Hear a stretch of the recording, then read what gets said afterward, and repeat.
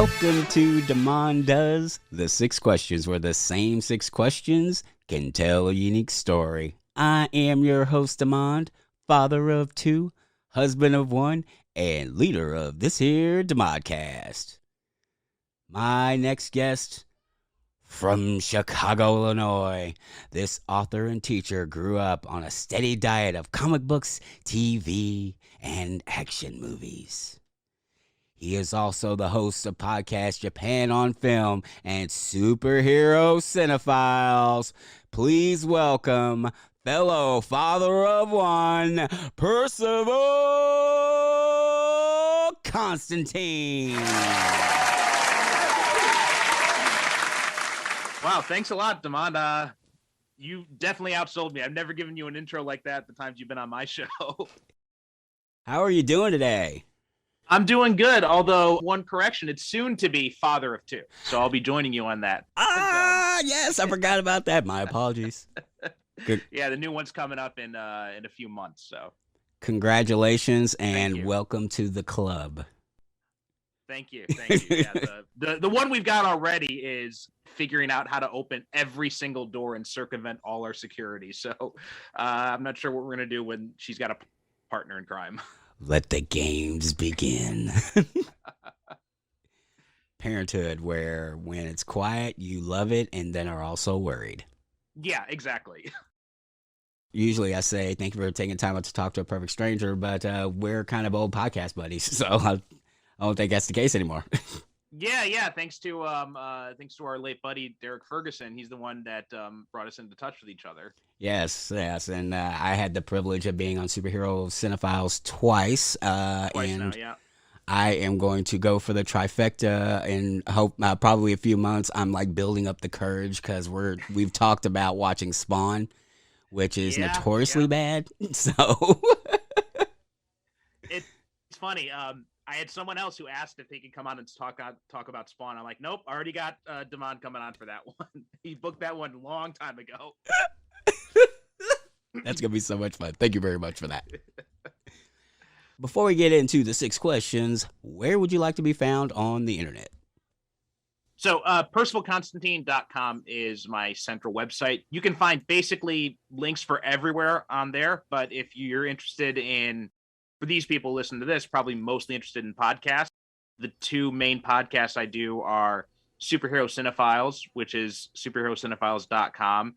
And we actually just completed Japan on Film. So that's actually ending with the most recent episode, but that's still up at japanonfilm.com, and that will stay archived.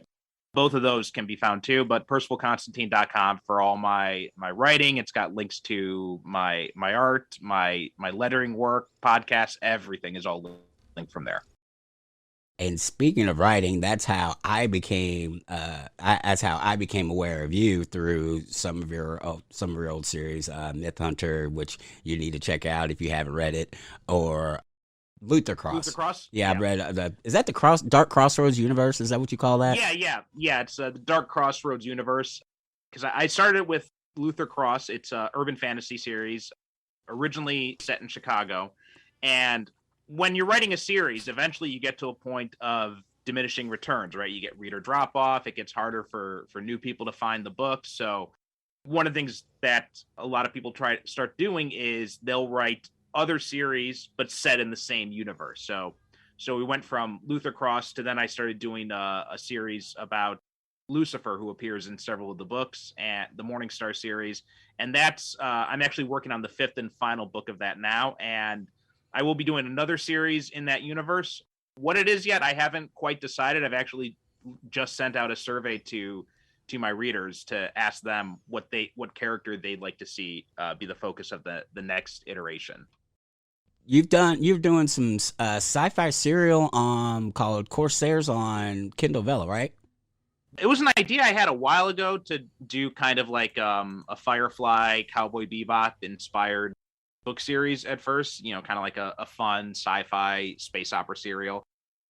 I tried to do it as a book at first and just got, wrapped up in other projects, and the book ended up getting buried on my hard drive, and I but I always remembered I kept the name of the main character. Elias Starr is the captain of the ship, and I wanted to use that character, and I wanted to go back and do this. And when the Kindle announced their Kindle Vella feature, which is it's a serial program, read it all through the Amazon website, or I think there's a Kindle Vella app too. Unfortunately, at the moment, I think it's only available to U.S. readers, but the first 3 episodes you can read for free, and you can purchase token packs. And like, depending on the length of the episode, X amount of tokens unlocks the episode for you. Each episode runs about 1,200 to 2,000 words or something like that. So, you're thinking like anywhere 5 to 10 pages or so. It's been fun. I've started doing that in February, I believe it is. And we're up to we've had weekly releases, and I think we're up to like episode 15 or 20 or somewhere in there now. So That's awesome. Yeah, it's been fun. So yeah, check that out. And again, the link to that can also be found from PercivalConstantine.com. And it's just like, if you like Firefly, if you like Cowboy Bebop, Guardians of the Galaxy, any sort of like space opera thing, bunch of mercenaries in a spaceship flying around a corporate controlled universe, then you're definitely going to like this. It's very much in taking a page from those types of things. Outstanding. Percival Constantine, father of 2. Are you ready to answer the 6 questions? I am ready. That's why we're here. Question number 1. When did you know you wanted to get into podcasting? I'd been interested in it ever since Derek and Tom DJ were doing the Better in the Dark podcast. Before that, Tom DJ had done another podcast about fan fiction that I had actually been a guest on. That kind of interested me in the format, and it was through them that I started discovering podcasts in general. My first brush with podcasting was doing a show about pulp fiction. It was called The Exploding Typewriter, Pulp Writers on Writing Pulp. And we had a bunch of different writers come on and talk about different aspects of writing modern pulp fiction. And that lasted for a little bit, but it was just the trouble of trying to find guests and trying to keep to a weekly schedule was really difficult. So I kind of fell off with that.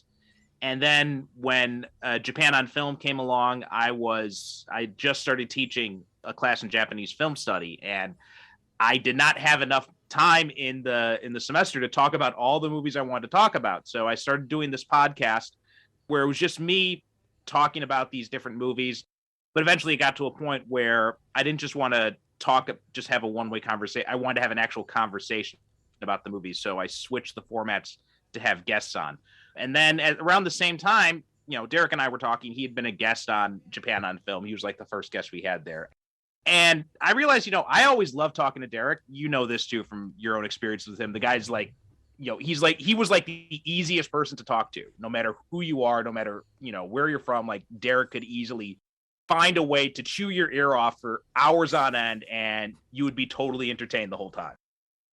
And Derek and I both come from background of, we met writing superhero fan fiction. So we were both big superhero fans, big comic book fans, and we're both big movie fans. So I said to him one day, I'm like, hey, how'd you like to do a podcast where, we just come on, we'll alternate between, I'll pick a movie, you pick a movie, and we'll talk about them. We did that for 60 episodes together, and almost 2 years is how long we were doing it together before he passed away. Yeah, it was a total blast just being able to sit down with this guy once a week and just talk about for hours on end. Like, you look at some of the episodes that we did together, like some of them went like in excess of 2 hours long. They were awesome though. Yeah, it was just 2 buddies. It was 2 buddies who are actually who are knowledgeable about storytelling, which is what made it must see. My only issue personally as a listener was, I'm like, I haven't seen this movie yet, and I knew you were going to spoil the mess out of it. So when you go see Superhero Cinephiles, make sure you've seen the movie that the episode's about. Yeah, we definitely go into when we've done some of the modern movies, like when we covered the Batman. If it's anything really modern, I make sure to let people know with spoilers. But basically, any movie you're going into that we're going to talk about, we're going to talk about everything in the movie. So if you don't want to be spoiled by it, you better have seen it first.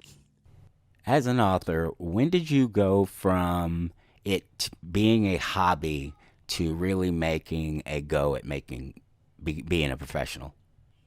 Again, this is Derek's fault because we were writing fan fiction together, and I'd always dreamed of being a comic book writer. Right, that was kind of where my sensibilities always lay. And when I was in university, I think Derek said to me one day, he's like, "I'm waiting for you to write a novel," and I'm like, "Oh no, that's impossible. I'd never do that." And then NaNoWriMo came along, National Novel Writing Month, and that kind of pushed me to finally actually put something down and get a novel written. And Derek was who I sent it to.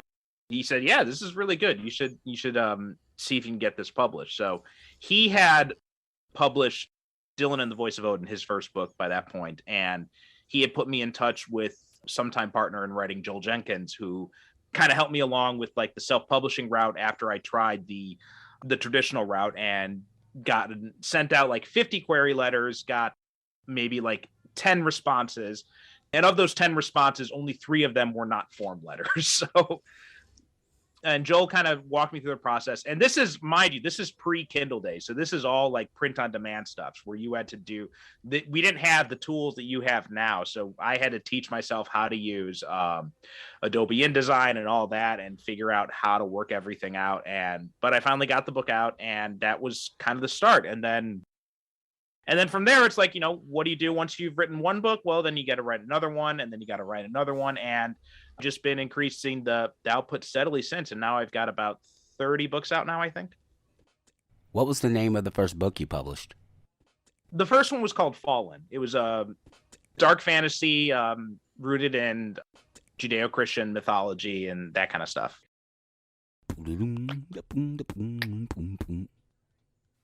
Question number 2. What do you wish you had known when you had started out? When I'd started out writing or when I'd started out podcasting? Let's go with writing first.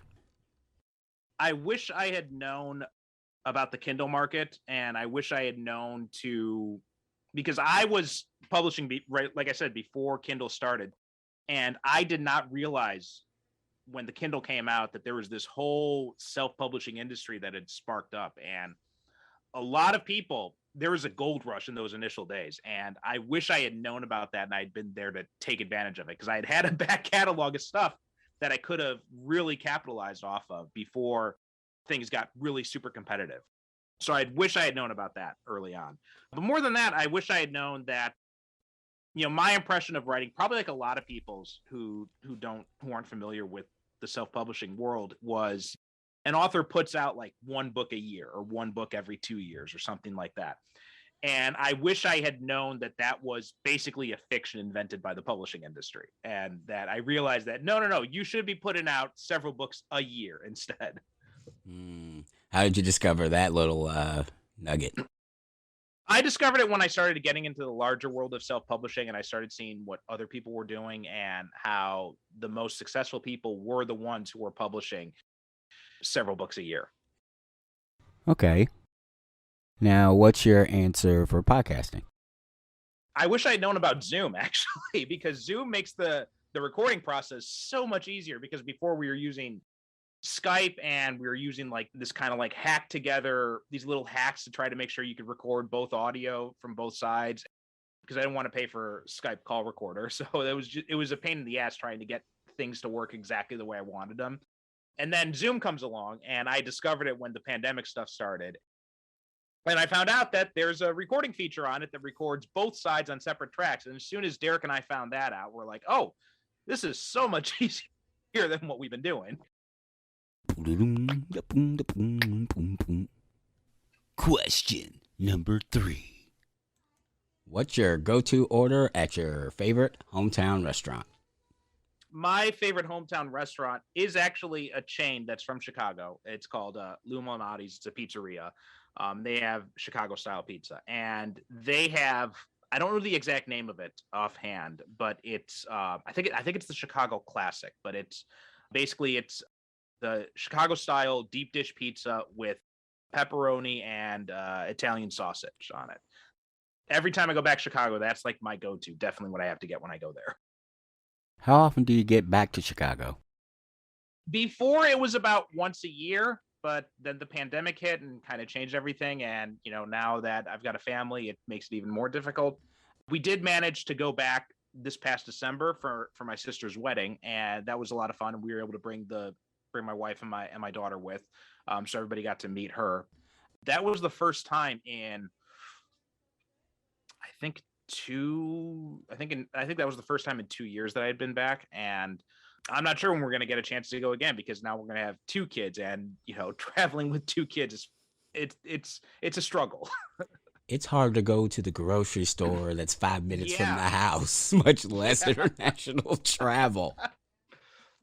Well, we were on the international flight. We were able to get her own seat, and they had a baby seat for her, so she was strapped in, and she was fine on the international flight for the most part. Actually, she was worse on the flight from Tokyo to Kagoshima, where we live, which is only like about a 2-hour flight, because we figured, oh, it's a short time, it's only 2 hours, we'll just hold her on our lap instead. That was not the best idea, because she definitely did not want to sit still during that time. I want to get down and move. Yeah. Yes. Yeah. And we also, when we came back because of the COVID restrictions, we had to wait at the airport in Tokyo for about several hours before we could end up getting transported to the hotel where we had to stay in quarantine. It was not fun. How did you wind up in Japan? When I was a university student, I became interested in Japanese movies, like live action movies. That was the early 2000s, and that was there was this big boom of Japanese cult movies and Japanese horror starting to make their way into the US. And I became interested because of those things. I was already in school to become a teacher. I was already studying to become a teacher. And I had found out about that there's what was called the JET program. It's Japan Exchange and Teaching Program. And what it is it's a program where they take young college graduates and they bring them over to Japan to teach English in public schools, in junior high, elementary school, and high school. And so I thought, oh, that's a cool thing to do for, maybe a year or so. And so I did that. And what I thought would only be 1 or 2 years ended up quickly turning into the full 5 years, which is the max you can do on the program. And then that turned into, you know what, I really like it here, so I think I'm going to stay indefinitely. I stayed another few years, and then I got a job offer back in the States. So I went back to the States briefly, but I did not like being back there. So, and then within 6 months, I was back on a plane to Japan. Wow. And Okay. and I've been here ever since. And now I'm here in the southern area of Japan, teaching English and teaching literature and film classes to Japanese students, and it's great. It's a lot of fun. I really like it out here. So why'd you go back to Japan instead of staying in the United States? It had a lot to do with cost of living and just overall lifestyle, because in the States you don't have universal health care. We got that here in Japan, at least some form of universal health care. It's not perfect. There are definitely other countries that do it much better, but it's better than what you get in America. It cost me under $200 a month for basic health care here. And also the cost of living in general is so much cheaper here. Like right now, we just moved, and the place we just moved into, this is a house, and it is about $500 a month, converted for US dollars. And basically you can find a lot of places like that here. You can find, homes, apartments, anything like that for under $1,000 a month easily. And pretty nice places. Like we're in a pretty good location. It's pretty close to like the center of the city and all that. And there's a bus stop like right out in front of our place, more or less. So it's really convenient. It's a great place to raise kids, which wasn't my concern at the time, but now it's definitely become a bigger selling point too. And yeah, and another thing about the kids too is the government pays us to have kids too. So we get a little stimulus check like every 3 or 4 months for having a kid, and then we're going to get another one when the next kid comes along too. And that decreases in amount as they get older, but we still get some amount of payment from the government for having kids up until they reach the age of 20, I think it is.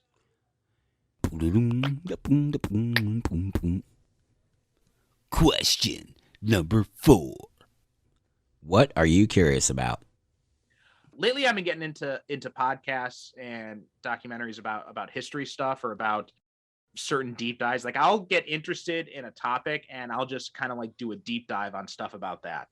For example, I think it was like last year, I got really interested in the satanic panic that happened in the US in the 80s. And I started like doing a dive down rabbit holes with that whole thing. Yeah, I get interested in stuff like that. I get interested in different types of stories. And one of my favorite podcasts is Behind the Bastards, where they talk about the worst people in history and go into these really interesting stories about them. And because that's on iHeartRadio and they've got all these ads for other podcasts, that's actually led me to finding out about other podcasts that have been interesting too, like different like true crime stuff or historical stuff or things like that. But mostly history is a big interest for me. Another podcast I started listening to is History of the Cold War podcast, and it's going like deep dives into different aspects of the Cold War and stuff like you never would have thought to even that he was even associated with the Cold War. So it's been really interesting. So history has always been your thing, been a thing that you're interested in. Not so much. Like when I was in school, I couldn't have cared less about history, but it's only after ironically, I think it was in university when I started getting a little bit more interested in it. Mm-hmm.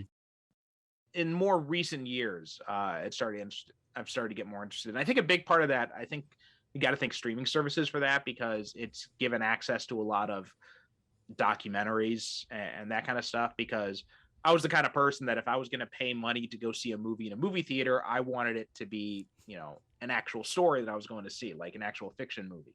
But when you're sitting at home, you're looking through streaming services like, oh, that seems like an interesting topic. I think I'll watch this 6-part documentary series on that.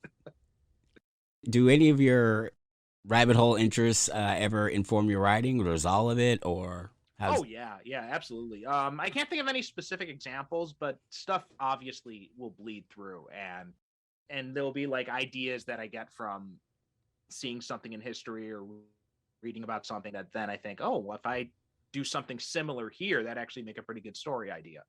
So yeah, there's been lots of things like that.